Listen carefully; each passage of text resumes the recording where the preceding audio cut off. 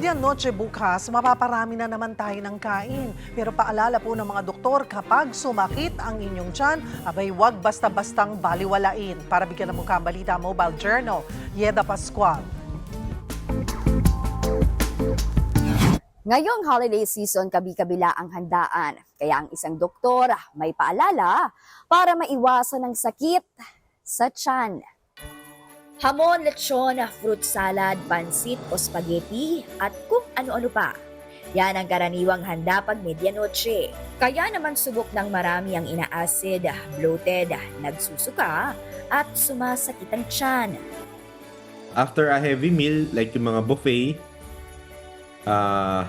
mas common tayo mag indigestion o matitrigger yung hyperacidity, so matitrigger din yung GERD natin.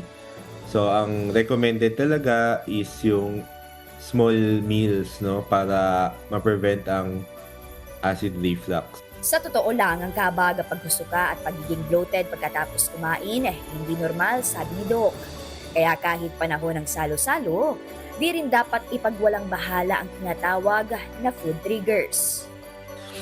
Dahil na yan sa dami ng ating kinakain, tsaka yung mga food triggers, number one na dyan yung mga alak or alcohol, tapos yung mga spicy foods, caffeinated drinks, yan yung mga common food triggers na nagtitrigger ng acid or hyperacidity. Kung balak mag-alak, drink moderately pa rin. Pero paano nga ba ang drink moderately? Sabi ni Doc, sa mga lalaki, hanggang 2 bote yan. At sa mga babae, 1 bote lang. Heto pa para sure na hatagal pa tayo sa 2026.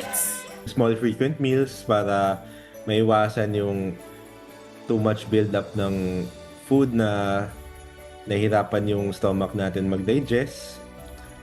Tapos, yun, after a heavy meal, mag-walking din tayo for 15 to 20 minutes para ma-promote yung digestion. Tapos, wag din tayo hihiga agad, no? So, mga after 30 minutes to 1 hour bago tayo humiga. Mga kapatid, ako po si Mobile Journal Yeda Pascual. Atid ang muka ng balita.